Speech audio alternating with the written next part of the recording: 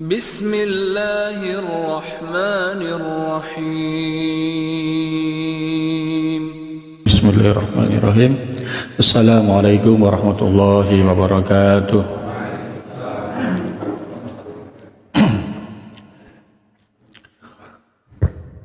Innal hamdalillah nahmaduhu wa nasta'inuhu wa nastaghfiruh wa na'udzu billahi min shururi anfusina wa sayyiati a'malina. May yahdihillahu fala mudhillalah wa may yudlil fala hadiyalah. Wa asyhadu an la ilaha illallah wahdahu la syarikalah wa asyhadu anna Muhammadan abduhu wa rasuluh. Allahumma shalli ala Muhammad wa ala ali Muhammad kama shallaita ala Ibrahim wa ala ali Ibrahim innaka Hamidum Majid. Wa barik ala Muhammad wa ala ali Muhammad kama barakta ala Ibrahim wa ala ali Ibrahim innaka Hamidum Majid. Allahumma inna nas'aluka imanan la yartaddu wa na'iman la yanfaddu wa murafaqata nabiyyika Muhammadin sallallahu alaihi wasallam a'la hurafil jannati jannatul khuld. Bapak Ibu yang dimuliakan Allah, alhamdulillah kita bersyukur kepada Allah Subhanahu wa taala atas limpahan nikmat dan rahmatnya. Kesempatan yang berbahagia ini alhamdulillah kita dimudahkan oleh Allah Subhanahu wa taala bisa menunaikan ibadah salat, ibadah thalabul ilmi. Mudah-mudahan amal kita semua diterima oleh Allah Subhanahu wa taala. Bapak Ibu yang dimuliakan Allah Subhanahu wa taala, kita melanjutkan materi kita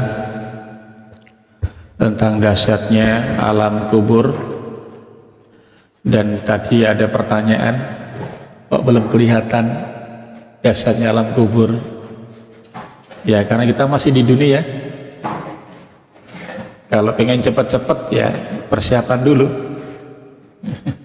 Kalau pengen segera ingin melihat dahsyatnya alam kubur ya persiapan dulu. Yang kedua, karena materi ini kan agak panjang, butuh step-step, sementara pertemuannya sebulan sekali, belum nggak bisa hadirnya, belum absennya dan sebagainya. Ya yang penting kita pelan-pelan ya sambil menunggu kematian, Pak ya. Kita ini kan tinggal nunggu mati aja ini.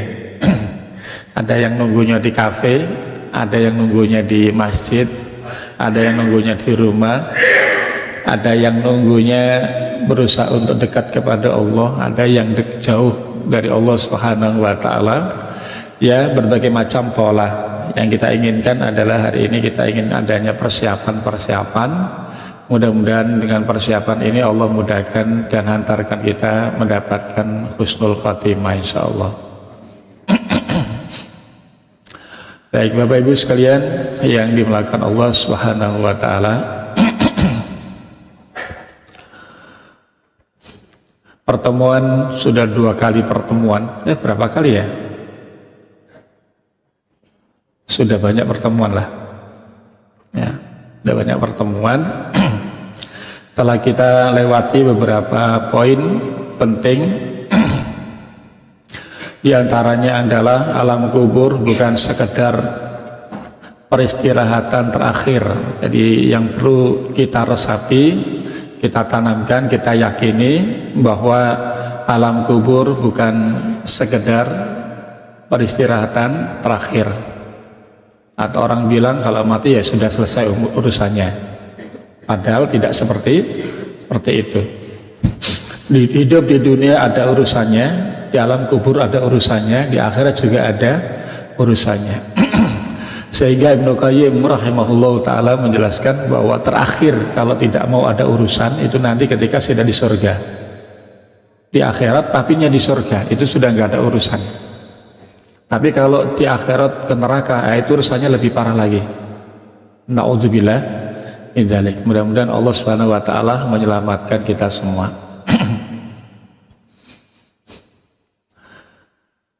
Bapak Ibu sekalian yang dimuliakan Allah Subhanahu wa taala,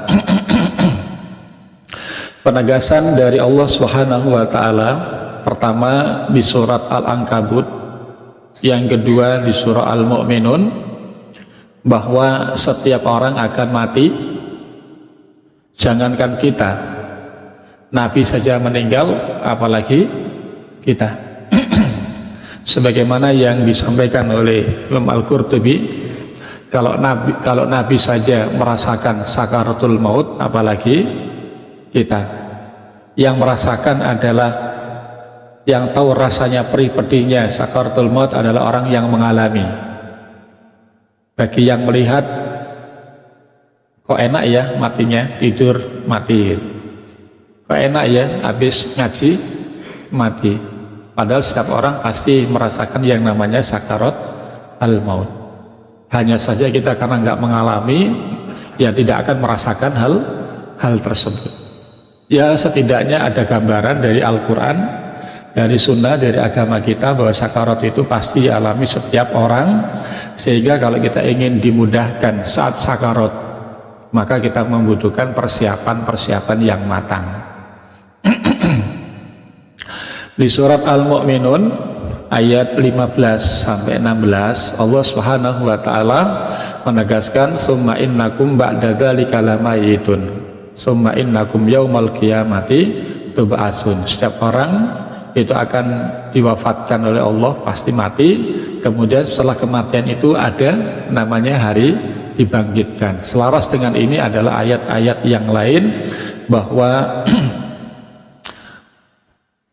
wassalamun alaihi yauma wulida wa yauma yamut wa yauma yub'atsu hayya. Jadi setelah kehidupan ada kematian, setelah kematian ada hari kebangkitan. Ini sudah menjadi kaidah paten dalam agama kita, alam-alam yang akan kita lalui. Kita baru melalui alam yang pertama. Sebentar lagi, dikit lagi kita akan masuk kepada alam kedua.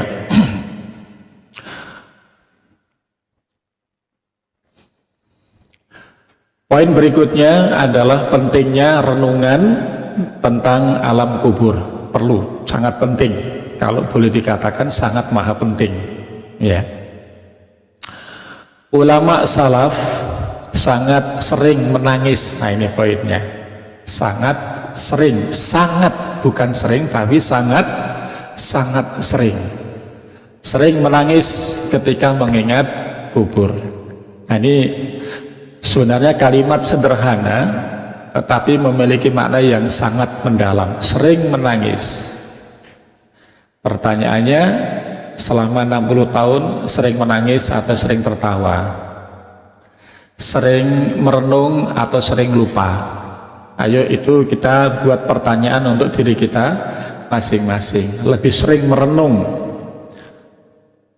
perbekalan yang kita persiapkan ini sudah matang, sudah maksimal sesuai dengan aturan agama, atau bekalnya asal-asalan? Contoh sederhananya, sholat yang kita kerjakan ini sudah benar-benar sholat atau sekedar asal-asal sholat? Karena itu bagian dari bekal. Membaca Al-Quran sekedar baca-baca biasa, atau memang betul-betul bacaan Al-Quran yang kita baca nanti sebagai bekal? Dan kita tidak ingin nanti seakan-akan kita sudah banyak membaca Al-Quran, terasa sudah banyak amal soleh atau pahala dari bacaan Al-Quran, tapi kemudian justru nanti di akhirat Nabi SAW mengadukan kita perihal karena sikap kita yang tidak maksimal, yang tidak sesuai terhadap Al-Quranul Karim. Ya.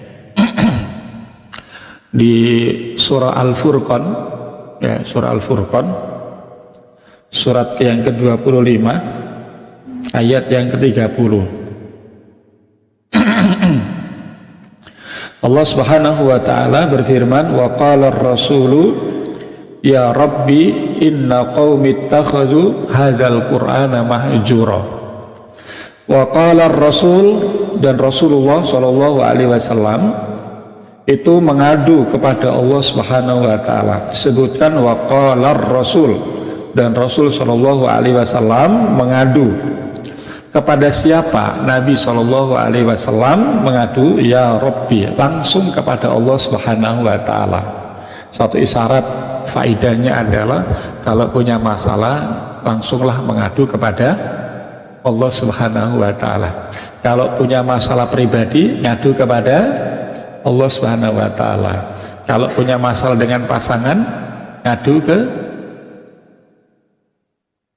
yakin ngadu kepada Allah Subhanahu wa taala atau kepada mertua?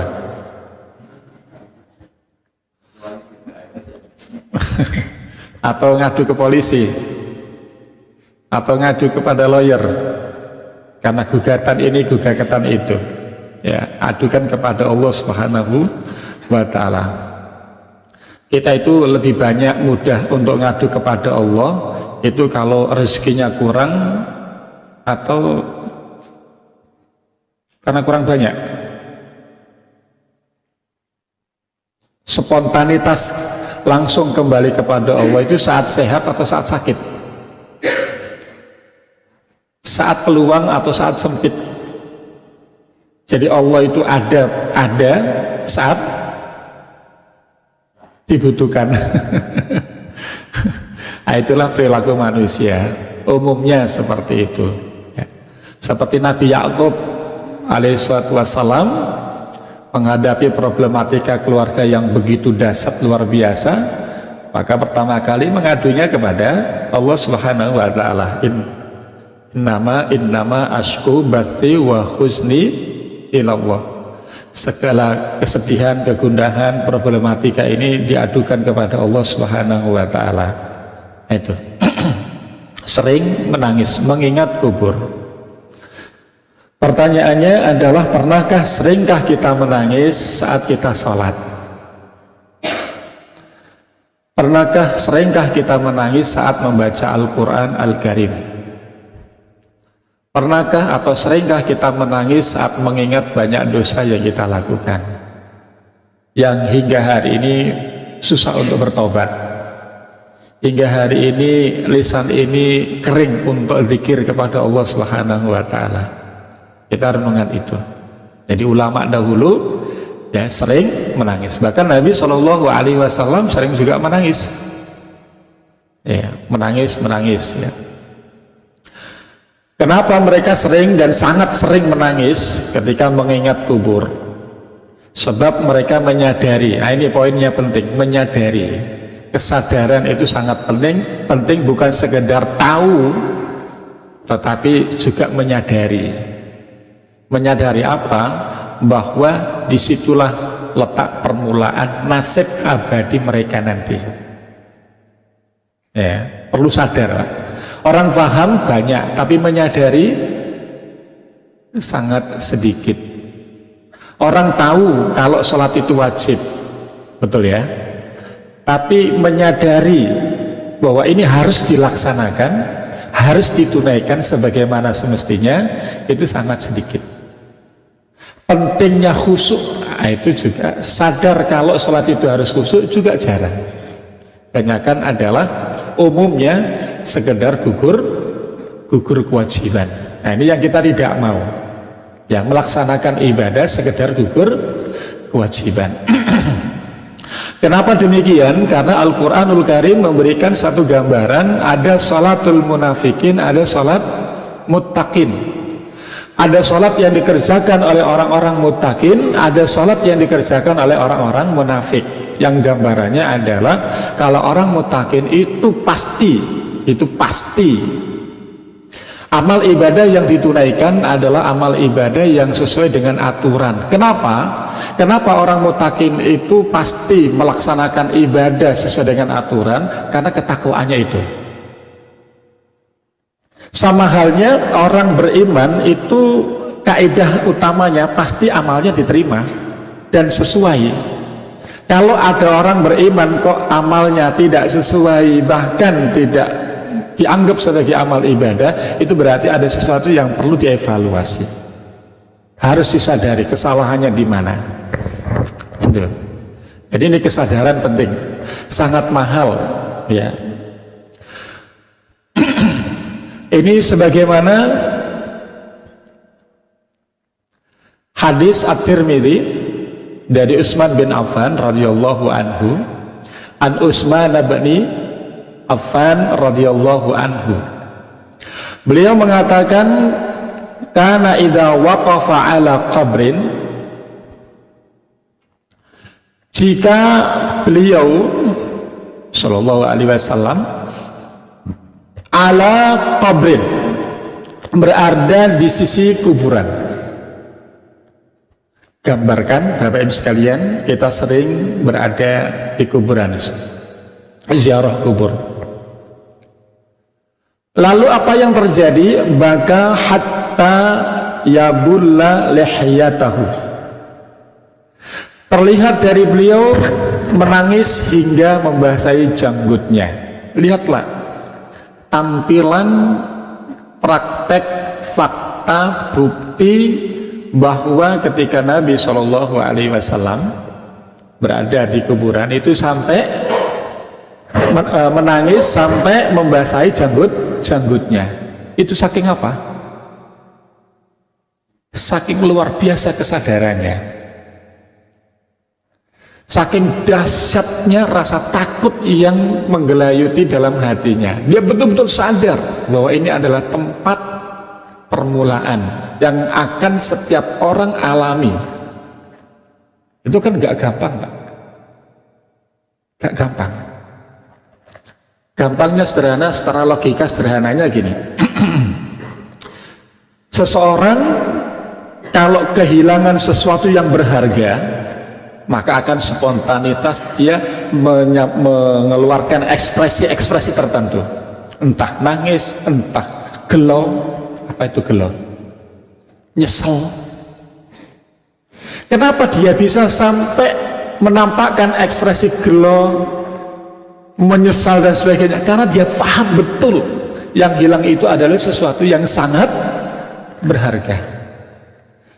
Maka sikapilah, ekspresikanlah seperti itu ketika kita berada di sisi kuburan, bahwa ini pasti terjadi, saya pasti akan mengalami. Kemudian flashback ke belakang sampai hari di mana kita berada di sisi kuburan itu. Bayangkan amal kita sudah maksimal atau belum. Kalau tidak, maka kita akan mendapatkan hal yang tidak menyenangkan. Kalau baik, insya Allah kita akan mendapatkan banyak hal yang menyenangkan. Jadi nggak gampang bisa meneteskan air mata. Kalau nggak paham, kalau nggak menyadari sesuatu itu adalah sangat amat penting. Mohon maaf gambaran sederhana lah. Orang kebakaran rumah itu bisa nangis nggak, Pak? Bisa sedih nggak? Bisa nyesel nggak? Kenapa kok bisa sampai segitu? Karena dia paham betul sesuatu yang berharga. Nah kalau kita sadar dan betul-betul memahami bahwa alam kubur akan seperti ini, insya Allah akan nangis. Kalau nggak bisa nangis, berarti belum menyadari secara maksimal tentang masalah alam kubur. Jadi nggak mudah. Dan itu adalah rezeki. Bisa menangis itu adalah rezeki dari Allah Subhanahu wa Ta'ala. Ya. Jadi menangis hingga membasahi janggutnya, membasahi sampai bisa membasahi. Kalau kita lihat di YouTube, membaca Al-Quran bisa nangis, itu luar biasa. Dan nikmatnya lebih luar biasa lagi. Nikmat bisa menangis saat membaca Al-Quran, nikmat bisa menangis saat melihat jenazah, bisa menangis saat beribadah. Itu sangat luar biasa nikmatnya. Sehingga ada seorang ulama mengatakan sebuah kiasan, ya. Dia mengatakan, aistu fi dhilalil Qur'ani ni'matun. Saya hidup di bawah naungan Al-Quran itu adalah satu nikmat yang luar biasa. Nikmatun la ya'rifuha illa man dzaqaha. Nikmat yang tidak bisa diketahui kecuali oleh orang yang merasakannya. Ya, menangis itu nikmat. Nangis saat membaca Al-Quran, nangis saat salat, nangis saat merenungkan bekal, itu sangat nikmat. Tidak ada yang mengetahui kecuali orang yang merasakannya. Ya. Bahkan saking nikmatnya Nabi SAW pernah mengulang satu ayat itu sampai 20 kali. Kira-kira kalau ada imam mengulang 2 kali, 3 kali, apa kata makmum? Subhanallah, ini lali apa nih gitu loh. Saking menikmati. Tapi memang harus ketahui dulu Ustaz. Nanti Ustaz kalau imam kata dulu, jamaah saya mau mengulang sampai 20 kali. Itu kira-kira assalamualaikum kanan kiri masih ada orangnya enggak? Jangan sholat di Al-Hidayah, masa ngulang ayat satu ayat sampai 20 kali. Itu lali apa kelalen? Viral Pak. Tapi enggak apa-apa. Justru viralnya itulah membuat orang penasaran. Ini macam apa ini Al-Hidayah ini? Ya kalau kamu nggak masuk ke sini ya nggak akan dapat hidayah kan gitu. Masuk dulu, nanti kamu akan mendapatkan hidayah. Bagaimana nikmatnya ya orang-orang sholat di Al-Hidayah itu sampai 20 kali. Di belakang Ustaz nambah lagi 20 kali lagi, 40 kali lah gitu. Batal itu kalau ngomong kayak gitu. Ya. Faqila lahu, ya, maka beliau ditanya, tadhkurul jannata wan nara fala tabki. Ya Rasulullah, engkau mengingat surga dan mengingat neraka tetapi tidak menangis. Ya. Wa tabki min hadza, namun engkau menangis karena ini. Karena menangis ini. Wah ini maaf, bukan Rasul ya, tapi Utsman. Utsman ya, bukan Rasul, maaf. Utsman, engkau mengingat surga, mengingat neraka, enggak nangis. Tapi ketika engkau berada di kuburan, kok menangis terseduh-seduh, bahkan terbasahi. Kemudian Utsman mengatakan, saya ingat Nabi SAW menyampaikan, al-qabru awwalu manazilil akhirah. Nah ini, kubur adalah tempat pertama dari tahapan akhirat.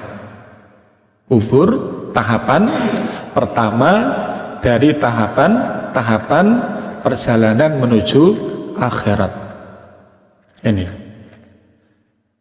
Fa'in naja minhu, kalau dia selamat di alam kubur, fama ba'dahu aisaru minhu, maka setelahnya akan lebih mudah baginya.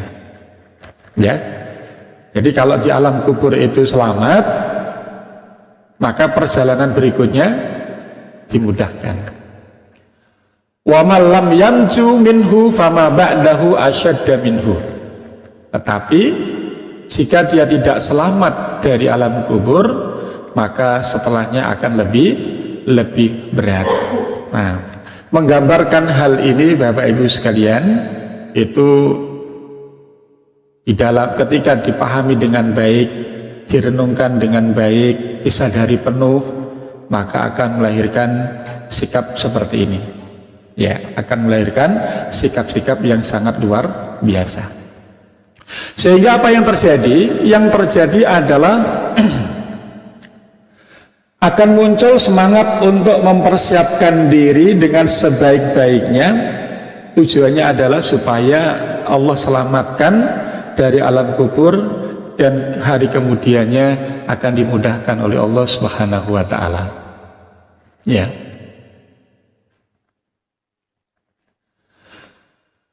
Lalu Di dalam kitab Az-Zuhud, Al-Hasan Al-Basri mengatakan, ini satu renungan juga yang beliau sampaikan, ma dhannuka biqaumin qamu ala aqdamihim khamsina alfasanatin walam ya'kulu fiha akla walam yashrabu fiha surba hatta yanqata'at a'naquhum atshan wahtaraqat ajwafuhum jau'an. Al-Hasan Al-Basri rahimahullah ta'ala mengatakan, bagaimana pendapat kalian tentang satu kaum yang berdiri di atas kaki mereka selama 50.000 tahun, berdiri ya di atas kaki selama 50.000 tahun. Lam ya'kulu fiha aklah, tidak ada satu makan pun, tidak makan satu suap pun selama 50.000 tahun. Tidak ada minuman satu teguk pun yang diminum, sehingga leher-leher mereka terputus karena kehausan dan perut-perut mereka terbakar karena kelaparan. Na'udzubillah min dzalik. Tsumma in sarafa bihim ilan nar, lalu mereka digiring menuju neraka. Apa yang bisa menyelamatkan itu semua? Yang bisa menyelamatkan itu semua adalah amal soleh. Amal-amal soleh, betul-betul soleh. Karena yang Allah mau itu adalah ayyukum ahsanu amala. Kalau ikhlas berarti ikhlas yang terbaik. Kalau praktek sholat berarti praktek sholat yang terbaik versi Nabi, bukan versi masing-masing. Kalau makan yang halal berarti yang paling halal menurut versi agama, bukan yang halal menurut versi manusia. Kalau membaca Al-Quran berarti membaca Al-Quran yang terbaik versi agama, bukan versi manusia. Kalau infak sedekah, maka infak sedekah yang terbaik versi agama, bukan versi manusia. Kenapa demikian? Karena amal yang kita lakukan sejatinya adalah dalam rangka untuk mendekatkan diri kepada Allah.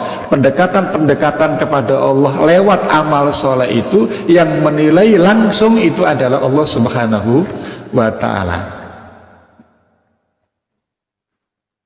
Di surat Al-Ma'idah ayat yang ke-27, Allah Subhanahu wa ta'ala berfirman,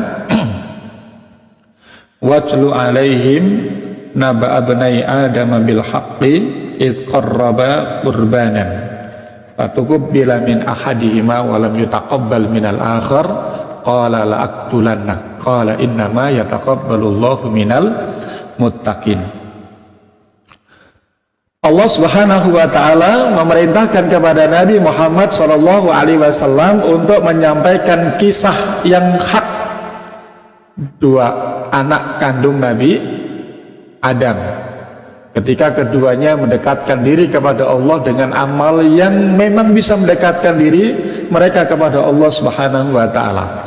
Jadi amalan yang digunakan, dilakukan dalam rangka untuk mendekatkan diri kepada Allah itu namanya kurban. Namanya kurban. Karena ulama menyampaikan bahwa kurban itu adalah amal kebaikan yang dilakukan dalam rangka untuk supaya dekat kepada Allah Subhanahu wa ta'ala. Ini. Begitu amalan itu dilakukan, maka yang menilai langsung adalah Allah Subhanahu wa ta'ala. Ya, fatuqabbala min ahadihima wa lam yutaqabbal minal akhar. Ada yang diterima, ada yang tidak diterima. Itu hak Allah, dan Allah telah menyampaikan kriteria amalan yang diterima, yaitu yang ayyukum ahsanu amala. Ikhlas sangat berat, tapi bukan berarti kita tidak berusaha untuk senantiasa menjaga keikhlasan. Nah, sering dulu kita sampaikan ya ikhlas itu ya kayak gini nih Pak. Ini putih atau bening? Bening. Tapi orang mengatakan putih. Ini yang salah bendanya atau orangnya? Yang salah itu mindsetnya atau keyakinannya. Ini bening putih ya kayak ginilah, bening, bersih ya, meskipun dari sumur bor.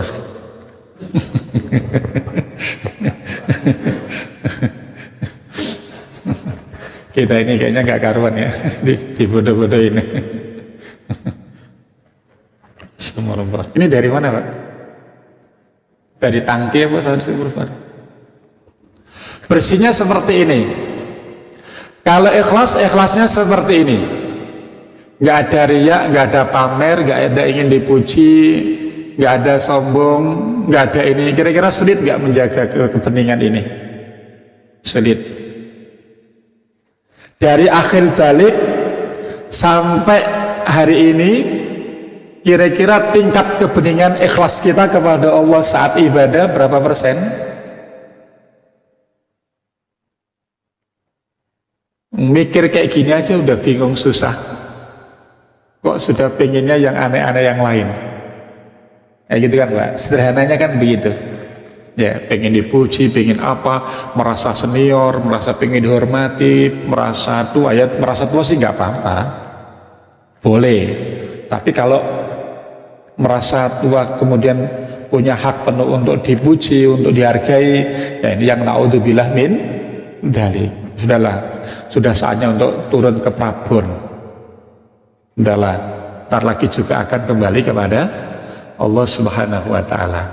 Nah, ini sama sekalian, ini Al Hasan Al Basri rahimahullah ta'ala mengajak kita untuk merenungkan yang sedalam-dalamnya, ya, apakah kita sudah mempersiapkan itu semua, ya. Kemudian berikutnya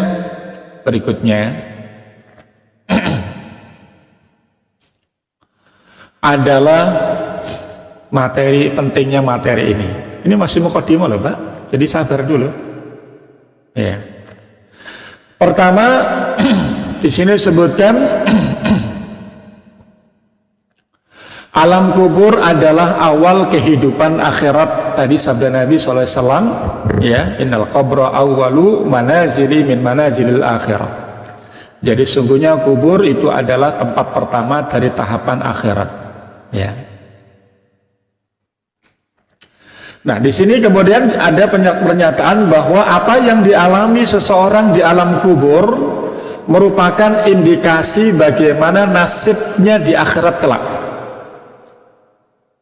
Makanya di alam kubur itu kan ada azab kubur, ada nikmat kubur.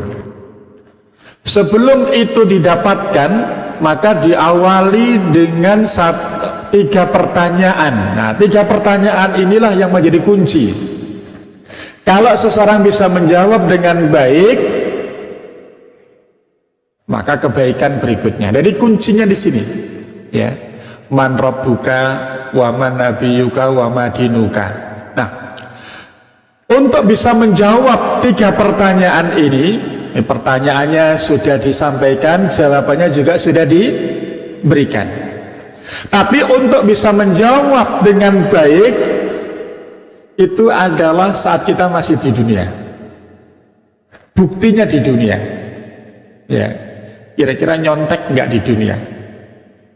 Kira-kira kalau ujian dia bisa jadi nyontek atau hasil dari ini? Kalau perjalanan kita hidup di dunia dalam beragama baik, insya Allah Allah mudahkan kita bisa menjawab pertanyaan malaikat itu. Pertanyaannya cuma 3, tapi jawabannya itu rangkuman dari kehidupan kita selama 60 tahun, Pak. Untuk menjawab man rabbuka, siapa Rabbmu, itu adalah rangkuman kehidupan beragama dari akhir balik sampai kita wafat. Selama itu keyakinan kita kepada Allah Subhanahu wa Ta'ala itu seperti apa? Kalau ada pertanyaannya, waman nabiyuka, siapa nabimu, itu adalah rangkuman dari perjalanan kehidupan kita dari akhir balik sampai detik terakhir, bagaimana sikap kita terhadap Nabi Muhammad SAW. Kalau pertanyaannya wamadinuka, apa agamamu, itu adalah rangkuman dari perjalanan kehidupan kita beragama dari akhir balik sampai detik terakhir, bagaimana sikap kita terhadap agama Allah Subhanahu wa Ta'ala. Jadi 60 tahun itu cuman pertanyaannya 3. Kuliah 4 tahun, ujian terakhirnya pertanyaannya berapa? Kita ini hidup 60-70 tahun, pertanyaannya cuman 3. Kelihatannya gampang dan mudah, memang mudah, singkat, padat. Tapi jawabannya ini 60 tahun itu betul-betul benar apa enggak?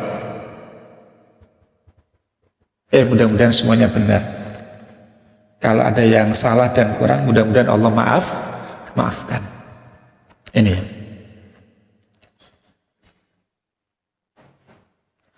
Oleh karena itu Bapak Ibu sekalian, bahwa memahami keadaan alam kubur akan menumbuhkan kesadaran rohani dan semangat untuk mempersiapkan bekal terbaik sebelum datangnya kematian. Sementara kematian itu la yastakhiruna sa'atan wa la yastaqdimun. Kalau sudah jatuh tempo, tidak akan dimaju mundurkan oleh Allah Subhanahu wa Ta'ala. Tapi kita nggak tahu kapan ya kematian itu akan sampai kepada kita. Itu yang pertama. Kemudian yang kedua adalah menghidupkan hati yang lalai. Pertanyaan besarnya adalah, apakah selama ini hati kita lalai? Lebih banyak lalainya atau lebih banyak sadarnya? Manusia cenderung lalai karena terlalu sibuk dengan dunia. Boleh nggak sibuk dengan dunia? Boleh. Tapi kalau terlalu sibuk sehingga melupakan akhirat, inilah yang jadi masalah. Di surah Ar-Rum, di surat Ar-Rum itu berapa? 30 ya. Surat ke-30 Ar-Rum, ayat yang ke-7. Ini berupa sindiran kuat untuk kita semua.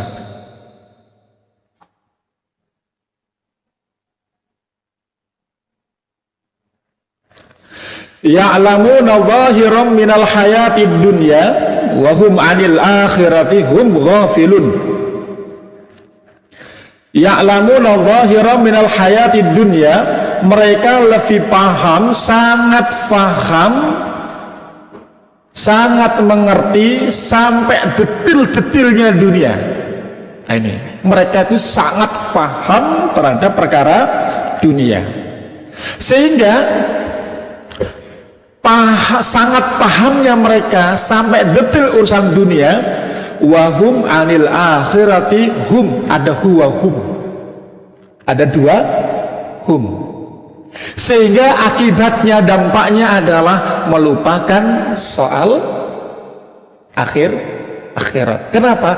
Karena saking disibukkannya urusan dunia. Artinya gini, urusan dunia sampai melupakan urusan akhirat, sampai lupa bahwa dia akan mati, sampai lupa kalau nanti ada perhitungan, lupa bahwa nanti ada balasan, sehingga tidak mempersiapkan diri menghadapi hal itu.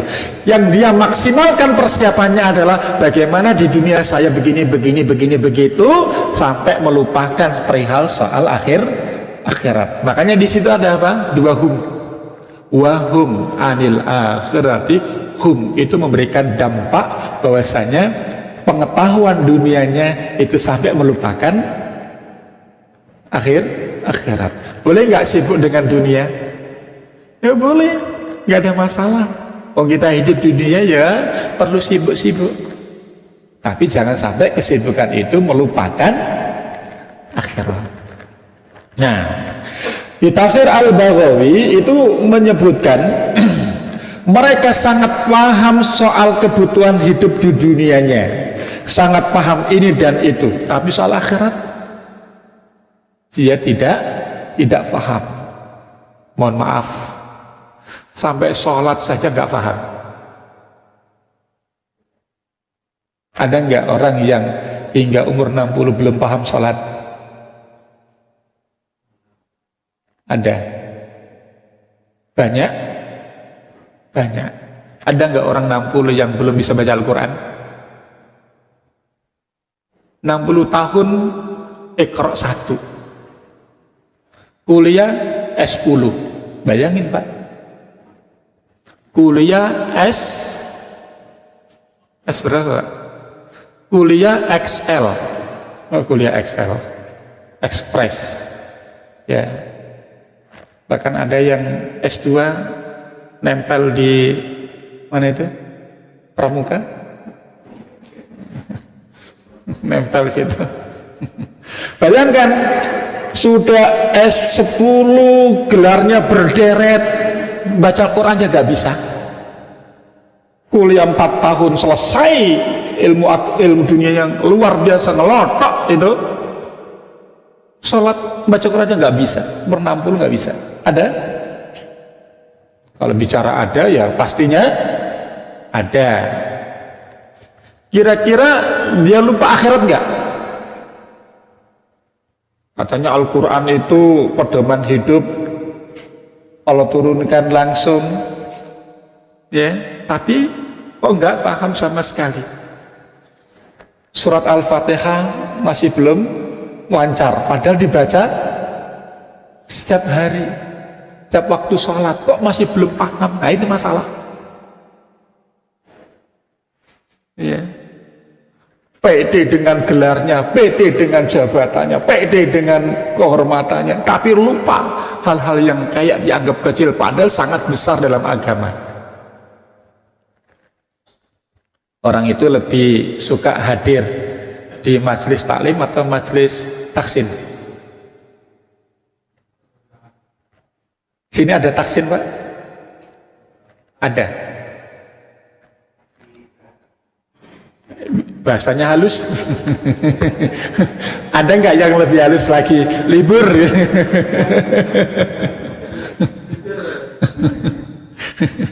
Libur atau lagi istirahat? Kalau taklim banyak, kalau taksin ya ada lah, ada aja gitu. Kenapa kok kalau taksin kok susah banget orang mau hadir? Sibuk.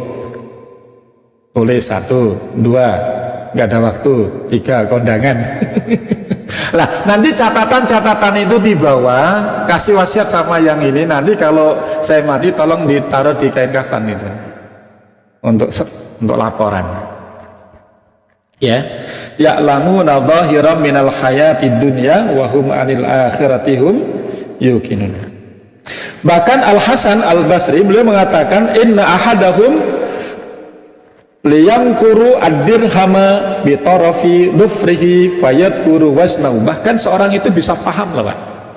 Saking pahamnya soal dunia, itu bisa menghitung dengan cara yang lebih cepat. Bahkan dilihat aja sudah tahu timbangannya. Kalau ini koinnya ini timbangannya sekian. Itu pahamnya sampai detail seperti itu. Surat Al-Fatihah sedetail itu enggak pemahaman kita. Ya, sedetail itu enggak pemahaman surah Al-Fatihah yang merupakan rukun di dalam sholat. Ya. Sedetail itukah pemahaman kita terhadap kalimat a'udzubillahi minasyaitonirrajim? Sedetail itukah pemahaman kita terhadap lafaz bismillahirrahmanirrahim? Sedetail itukah pemahaman kita terhadap surah Al-Fatihah? Sedetail itukah pemahaman kita terhadap surah Al-Ikhlas? Trikul, paling enggak trikul lah.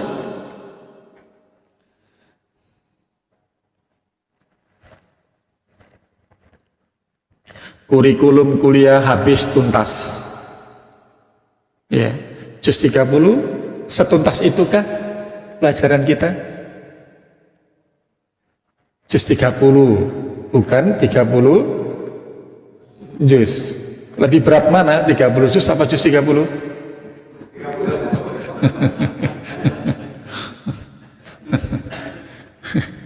Yang berat itu juz 30, Pak. Kalau 30 juz enggak berat. Ya, juz 30. Kenapa? Kalau juz 30 selesai, insya Allah 30 juz selesai. Oh, juz 30 aja belum selesai. Ya, nanti bisa ditadabur lah, juz 30 lah ya. 30 dari surat An-Naba sampai surat ini, satu pertemuan, satu ayat. Ya, itu kan ada 40 ya, 40 pertemuan lah. Berapa tahun itu? Ya, setidaknya tahu artinya lah ya, tahu artinya. Setidak-tidaknya tahu artinya. Ini sindiran buat kita semua. Nah, di surat Al-Qasas juga disebutkan walatansa nasibaka. Jangan lupa soal bagian dunia itu. Ya, kalau kita sandingkan ya proses kehidupan dunia ya pasti ada kesibukan-kesibukan, boleh monggo silakan saja, tapi jangan sampai melupakan tentang akhirat. Korun ya sibuk dengan hartanya, lupa akhirat. Fir'aun sibuk dengan dunianya, lupa akhirat. Haman sibuk dengan dunianya, lupa akhiratnya. Nah, lupanya itu sampai mengantarkan dia kesombongan dan menolak untuk menerima kebenaran. Ya. Wa qaruna wa fir'auna wa haman wa laqad ja'ahum Musa bil bayyinat summa fastakbaru fil ardi wa ma kanu sabiqin. Orang-orang yang berbuat seperti itu tidak akan pernah tersisa, tidak akan pernah luput daripada azab Allah Subhanahu wa taala. Nah, ini Mas sekalian, jangan sampai kita lupa, lalai ya, perbanyak zikir, berbanyak istighfar kapan saja dan di mana saja ya, saat jalan kaki, saat naik kendaraan, entah sepedaan, goes itu berapa jam, Pak? 15 menit sampai mana, Pak?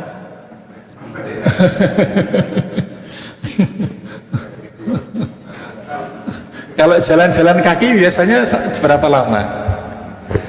Itu lebih banyak mengucapkan istighfar atau lihat kanan kiri?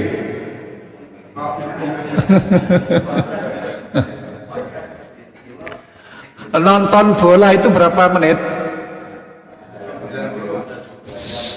Yakin? 90 menit. Itu hanya nonton bola senang saja atau diiringi dengan istighfar? Kalau istighfar ya nggak mungkin nonton lah, astagfirullahaladzim nonton saja gitu.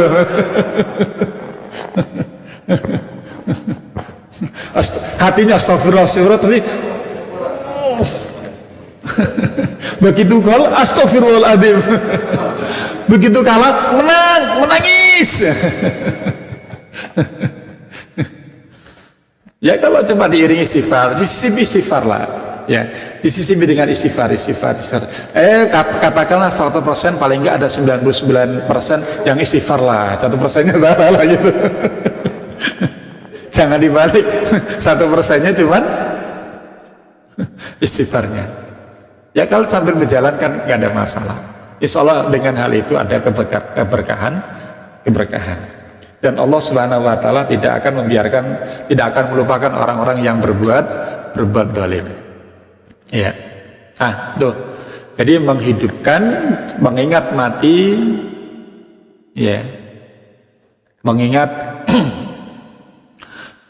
alam kubur itu bisa menghidupkan hati yang lalai. Kenapa hati itu bisa lalai? Itu tadi sindirannya di surah Ar-Rum ayat yang ke-7. Ya'lamuna dhahiran minal hayatid dunya wa hum anil akhirati hum, lagi ada dua hum.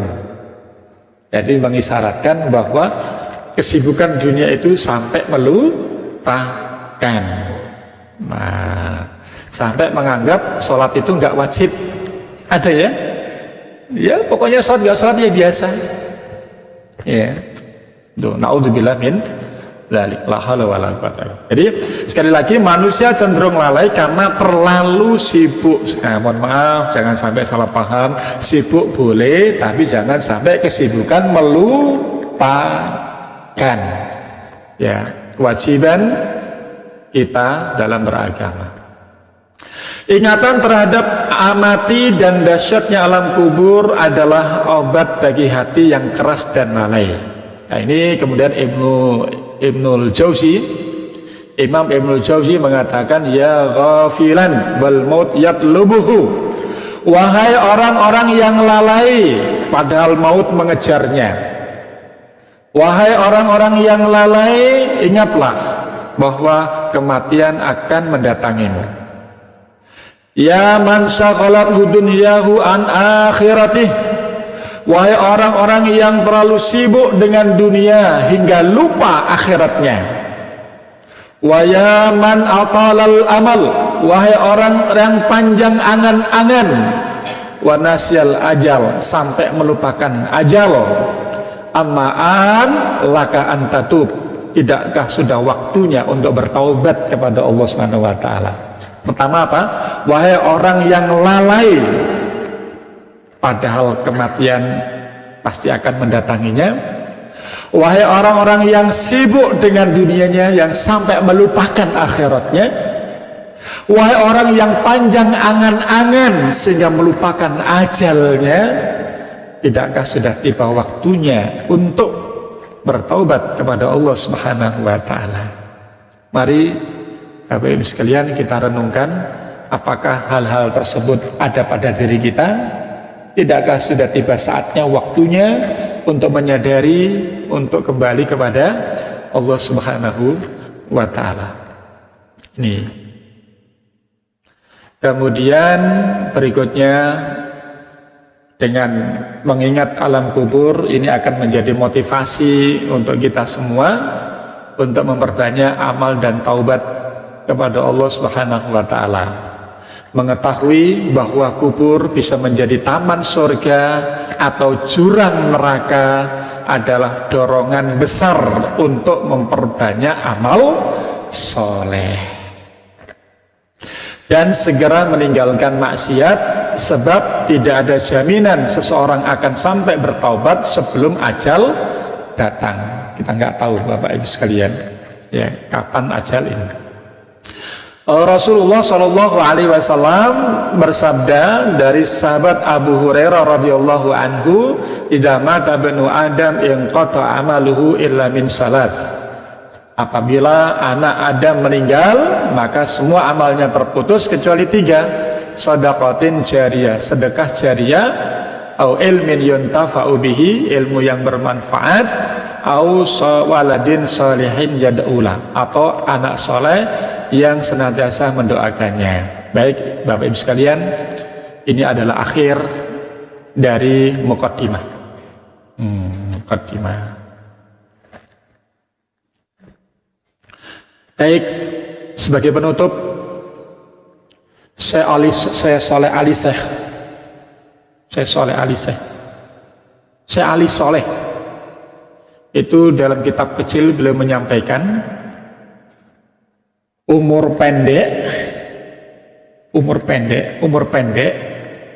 berkah seperti hidup 4000 tahun. Ada tip umur pendek berkah seperti hidup 4000 tahun. Mau yang mana? Mau seperti hidup 4000 tahun atau mau hidup 4000 tahun? Jadi ada 3 amalan, ya 3 amalan, kata beliau, merangkum berbagai macam dalil.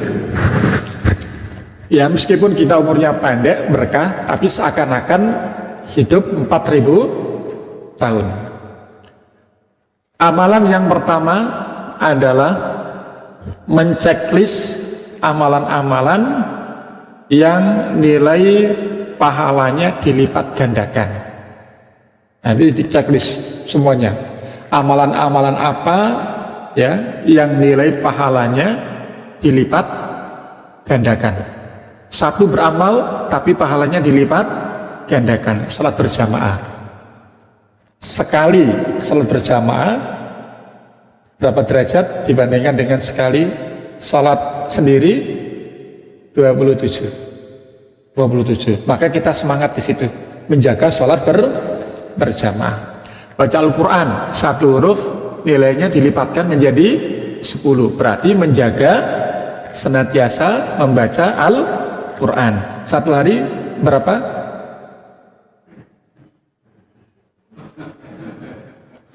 Begitu pertanyaannya satu hari berapa langsung begini.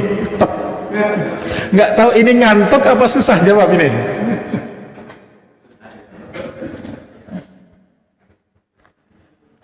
Ada pengalaman Pak unik waktu kami belajar dulu.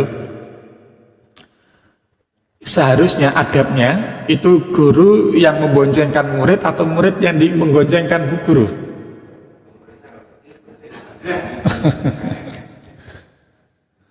Kalau kami dulu diajarkan adabnya itu ya seharusnya ya murid. Kalau saya termasuk orang dekat sama guru itu. Guru kalau datang itu tasnya selalu saya ambil. Kalau mau berangkat saya selalu bawakan. Ya punya hati sendiri.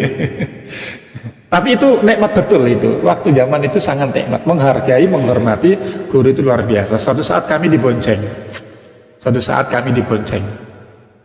Di ring road Jogja itu utara apa selatan itu. Lupa itu. Nah nggak ada kendaraan lain kecuali kami. Sepi saat itu. Tiba-tiba terdengar ada suara baca Quran. Sopo ini baca Quran di kayak gini itu.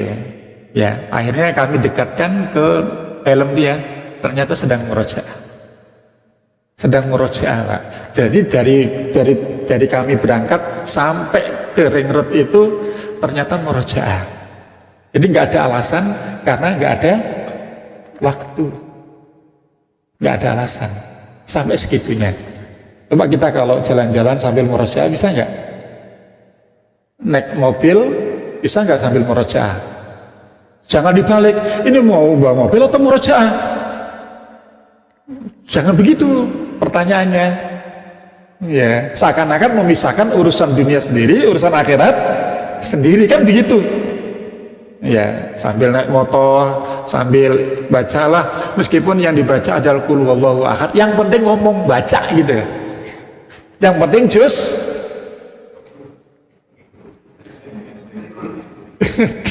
nggak apa-apa, terikul juga nggak apa-apa, atau istighfar ya, atau kalimat thayyibah lah, baca aja, pokoknya dibaca aja ya, kan bisa. Kalau perjalanan setengah jam itu berapa kali ngulang terikul, sementara satu hurufnya nilainya 10 kali sekian, itu sudah berapa? Katakan kalau 1000 kali dihitung waktu seakan-akan satu hari satu, katakan berarti seakan-akan hidup 1000 hari. Tuh. Gampang hitungnya.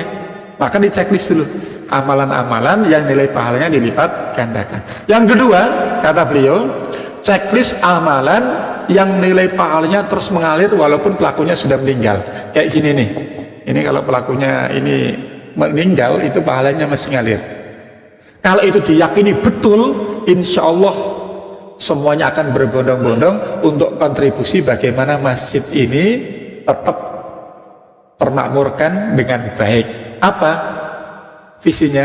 Supaya nanti ketika saya meninggal pahalanya tetap mengalir. Insya Allah nggak ada yang pelit. Insya Allah tidak ada yang pelit karena ada flashback nanti. Ya, makanya harus iri-iri itu. Kok Bapak itu bisa, saya nggak bisa. Dorongan saja. Kok Bapak itu bisa, saya kok nggak bisa. Tapi kan nggak harus sama kontribusinya. Ya, masing-masing punya kemudahan. Yang ketiga, menjadikan amal yang mubah diniatkan untuk ibadah. Amalan-amalan mubah, makan, minum itu kan mubah, boleh makan, boleh enggak. Tapi kalau nggak makan, tenang, jangan beranjak dulu. Setelah ini insya Allah ada.